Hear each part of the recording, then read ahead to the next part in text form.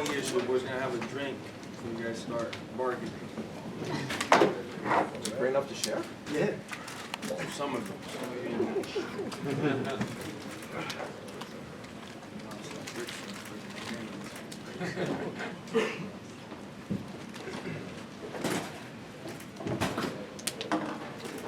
I made a nice little pop up. Beginning of the year, I told myself I have my drink at the end of the year. I didn't know it was gonna be with this bathroom. I doubled it up.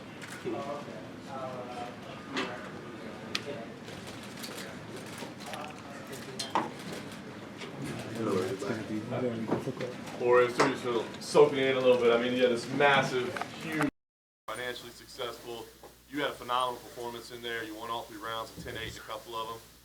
And then just the only thing that doesn't go right is to get the perfect ending, I'm sure, the way you wanted to get, you know, a nice clean stoppage. So what is the emotion like right now? I mean, everything great except for maybe just didn't walk out of the cage you wanted. As far as painting my Picasso, I almost got to do it, you know.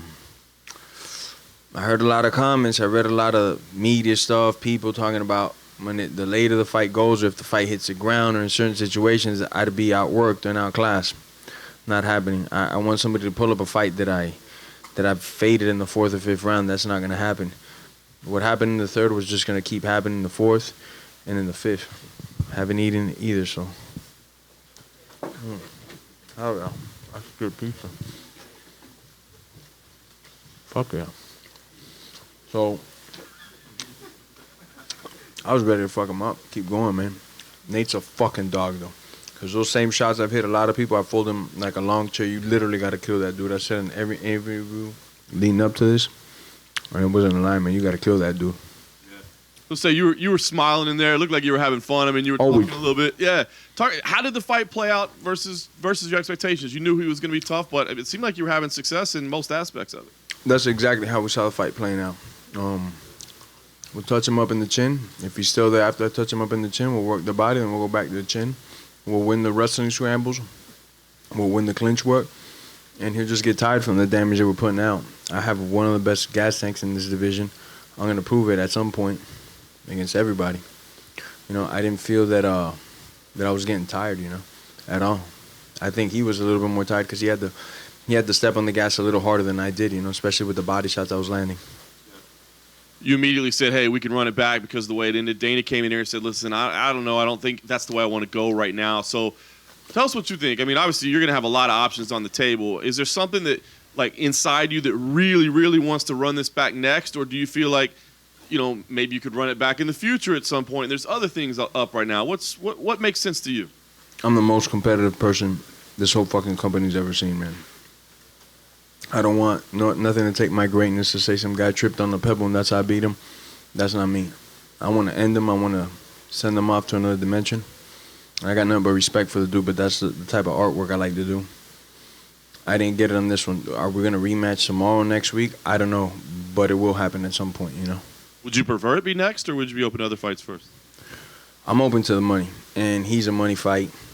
If Canelo wants to get his ass kicked, that's a fight I'll take, you know. I'm just here to get the biggest checks possible, but Nate is in the future for a fact. You know, we're doing it next year, the year after that, but it's gonna happen. The last thing for me, Jorge, is as you were leaving, it was tough to see. It looked like somebody in the crowd went after you, or there was some kind of little incident off to the side as you were leaving the octagon before you made your way past press row. Do you know what happened over there? Nah, those are rumors, man. Ain't nothing happened. You just said if Canelo wants to get it, right? When did that idea, possibility come into your mind? I can box. I can hit hard. I got different angles. I'm not going to get tired in a 12-round boxing event, especially if I have time to prepare for it. It's just kind of fate. He's fighting today. I'm fighting today. I heard we killed him on the fucking pay-per-views. UFC, what up? You're welcome. I don't know. I like to break his face, man. Just fight. Just test myself. Make a lot of money for testing myself. But I truly feel I can make it 1-1 MMA versus boxing.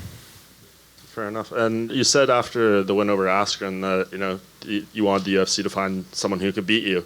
Does that person exist on the roster right now after this win tonight? I'll prove it that they don't exist. I mean, this rematch thing, we'll see how it plays out, but I think in a lot of people's minds, if Colby Covington beats Kamaru Usman next month, It's the fight people want to see. How close of an eye are you going to be keeping on that fight?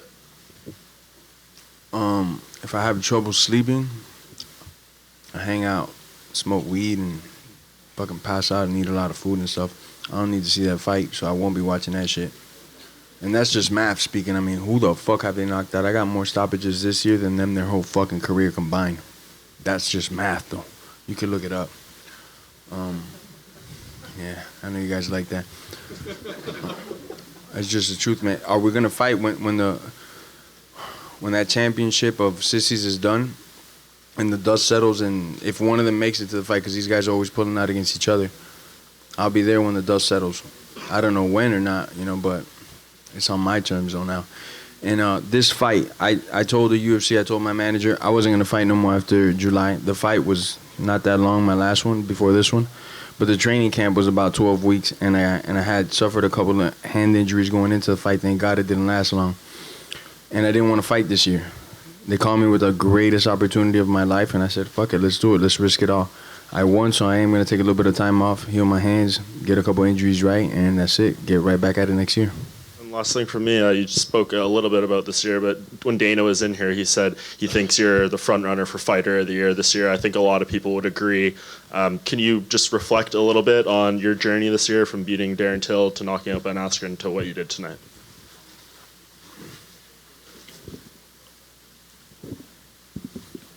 I got a lot of things to do in my book before I close it off. Before I close this chapter and move on to the next in my life, I'm pointing in the right direction. I'm getting out these pages filled out. If I get Fighter of the Year, now I can give a fuck less. But my own personal goals and stuff, I will have them met before this career of mine is done. I got about 3 to 4 more years for you guys to enjoy this violence, so tune in. Hey, Jorge, here to the side. So we got to see the BMF belt unveiling on Friday. You finally got it now. What's your opinion on the belt, on the design? I love the fucking belt. I love it. It's dark. Man, I love it. I love it. It doesn't look like any other belt that the UFC's ever made. I fucking personally love it, man. I'd rock that shit. I'd wear that out in public, maybe. So we're going to see a couple pictures on social media? You out in town with it? Yeah. You'll see me a couple pictures. But also, I'm the type of dude, and I'm going to sound like I'm greedy, which I am. I live in the future, man. This thing is cool, but I'm not going to be in every interview like that, like them cocksuckers. Okay, look at me, I got an interim belt. That's not me, man. I want the next belt, man. So this one's cool, but I'm going to get more.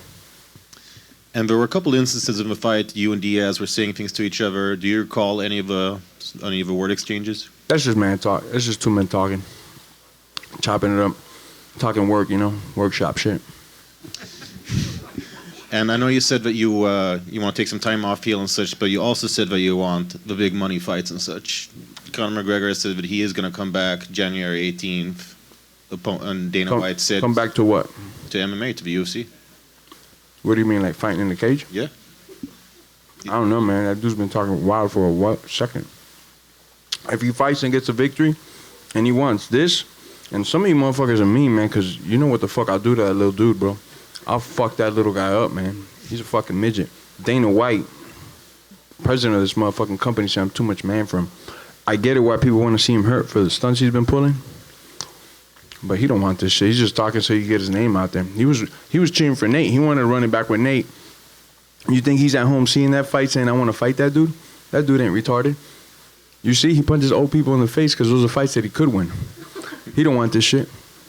Just lastly for me, Dana did kind of change. You know he doesn't want this shit. Dana and them might try to promote it. I don't even think Dana's going to promote that fight because that dude, you can't get that guy to sign the paper. So you were having a whole lot of success really early, connecting on a lot of combinations. Was it a strategy to really go after combos instead of single shots, following up with a big kick that busted him open? Was that a specific thing you guys had looked for, or was that just something that happened and you saw it and went for it? Combo platter. We train all aspects of it, and we take combos or we take single shots, Those body shots, man, you guys got to look at the tape. Those body shots I was landing to the body, was no way he was going to outdo me in the 4th and 5th rounds because those body shots take a toll on your fucking legs, man. And he knows it and I know it. I wasn't going nowhere in that 4th and 5th round. That's why I had that big smile on my face.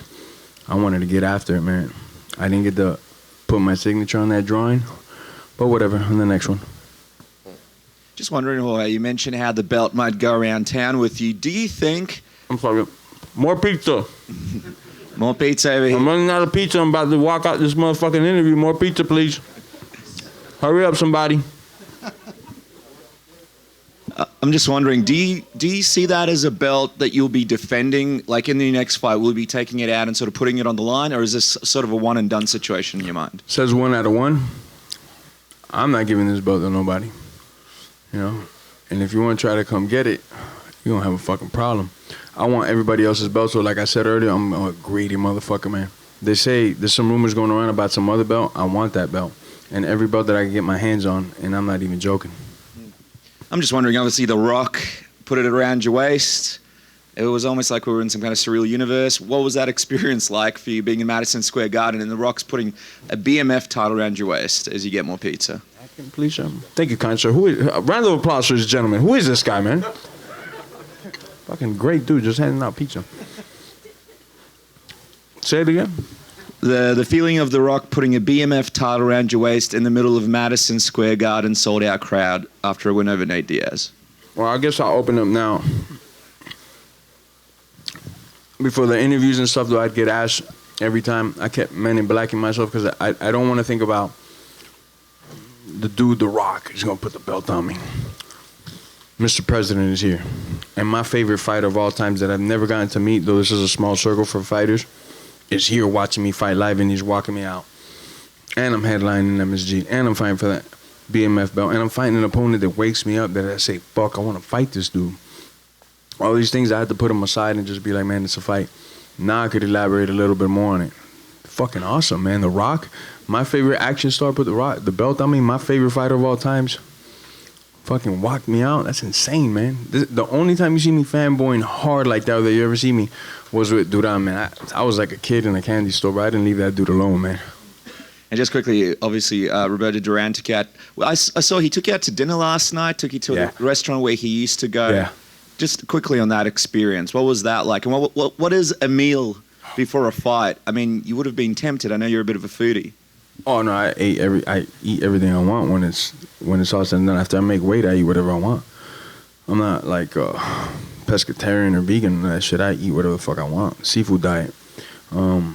It was awesome because he had a little bit of sauce in him, and he just started saying stories, and it was like, wow, I wish I had more time. I'd give you some of these fucking amazing stories. It's so good and so detailed, and he's just a funny dude, bro. If he was around during the UFC time, he'd fucking just take over with his fucking stories and the way he carries himself. He just takes over the room. He had maybe like 3 stories that had everybody on the floor fucking rolling, man. Crazy. Jorge, over here. Hey, you said you were planning to rest up a little bit, but if something is to happen with either Usman or Covington, would you be willing to step in and save the day at UFC 245?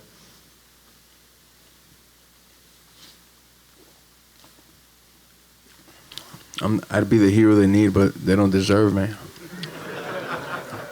They'd have to whip out the checkbook like they haven't done it. My hands are fucked up, man. You know, I usually don't say too much about my injuries, but my hand is a little jacked up, man. I need some rehab on it. So if I was to get in, especially those crotch sniffers, I know I could hit them with a fucking knee or something. So I could do it, but they gotta, you know, Dana's not gonna like the figure. Neither's Hunter, the UFC, you know. So I'll put it out there anyway. So it's out in the universe. One of those sissies gets hurt, they gotta pay me, man. They gotta fucking pay me, man. You said you were one of the most competitive people of all time. Yes, sir. At any point tonight, how this fight ended, did you consider not accepting the belt? No. Not for a second? Nah, because I knew I whipped him too. If this was not a main event anywhere else, it's 3 rounds, I clear-cut won, you know? No doubt in my mind I won those 3 rounds. Okay, so if you run it back, the belt will not be on the line? You're keeping it no matter what now? That's just 1 out of 1, my brother. Okay. We do for the meanest motherfucker belt after this, because that's me also. Jorge, over here, to your left. Where would you rank this moment among other moments in your career? It's up there. It's up there. There's a lot of moments that helped me get here that I maybe rank smaller, though they're little moments, you know? Some of you might not even know about them. But this is definitely up in the top 5 moments of my career, for a fact. And I know you had some reservations about fighting in New York, given what happened with the stoppage. Is that what you were possibly afraid of? Well, backstage, I kept asking the doctors, how bad was the cut? How bad was the cut? So they showed me a couple pictures, and then one of the doctors came and goes, man, don't worry about the cut. Me personally, he was taking too much shots. I was going to go in the 4th if he kept clipping him, and I was going to stop it because there's too many shots. New York, I know, has had some trouble in the past with deaths and stuff. So it's kind of like, man, I had him on both angles, you know. And what did they want me to do? And then New York, they fucking turned on me, man. Boo the doctor and shit. Don't boo me. I'm the one that did the fucking damage. It's not my fault. I want to keep going. I'm a fucking dog, man. I want to see the person with no life in him when I'm done. It's not my fault. Y en español, el público latino te ha estado apoyando mucho, especialmente en esta etapa. No sé si quieres usar esta plataforma y decirle algo al público latino que te ha estado apoyando tanto. Morgan, translate for me. Siempre a mi público latino, cuando yo empecé en los patios y antes de los patios, ellos siempre estaban ahí conmigo desde el principio y van a estar conmigo hasta el final. Yo soy el gallo de ellos y ellos lo saben. Y se lo enseñé hoy porque uno de los perros más grandes que hay en todo el deporte es Nate Diaz. Y yo le enseñé quién es más perro, quién es más gallo a toda mi gente latina. Sin duda todos los latinos están conmigo. Eso no ni se puede dudar. Gracias, Jorge. Gracias, hermano. You got that, Morgan? Jorge, down to your right here. 2019, well, last 7 months of 2019 have been phenomenal for you, where you've racked up 3 wins against 3 of the biggest names in the promotion. What? 3 stoppages, baby. All right. With a record-breaking thing. Don't sell me short. I'm not trying to. Okay, I'll add in the 5-second, the fastest knockout in UFC history. How can you top that in 2020? I meant his entire run. No, 5 seconds. It's getting top. The same way that gentleman there, Abraham Count, with my team, when I came back into this into the sport after the step back, I went in detail with what I was going to do and the things that I would do. And at first, though, they're my peoples. They love me. I love you, George. They were like, man, you're a little fucking crazy, man. You're fucking 34 years old. You've been doing this 16 years. I said, just give me a chance. Let's get the toughest fights out there and watch what I do. I had a good run in 19. It's going to be better 2020. I guarantee you that. Thank you. Thank you guys, man. Good questions today, man. You guys keep it up. Step it up. I like this. Stepping it up.